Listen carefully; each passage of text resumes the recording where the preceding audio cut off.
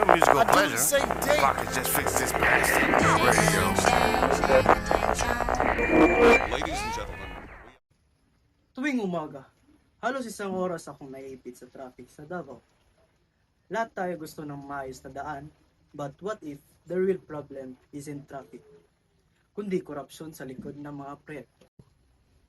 Noong 2025, lumabas sa audit na maraming ghost projects sa Mindanao na overpriced at hindi natapos. As a computing student, naisip ko, pwede kayang solusyonan na ko ang ganitong problema? Imagine mo, lahat ng government bids mula sa 45 billion Davao Bypass Tunnel hanggang sa mga barangay road repair na nakarecord sa public digital ledger. Gamit ang smart contracts, bawat bid ay may timestamp na hindi mamabago kahit ng sino ang insider. Walang daya, walang tinatago, at lahat transparent. Ito ang tinatawag kong bayanihan in code kapag nagkaisa ang tech student, engineers, at citizen para sa tapat na pamahalaan. Hindi lang para sa crypto ang blockchain, it's for rebuilding trust sa bawat piso ng bayan.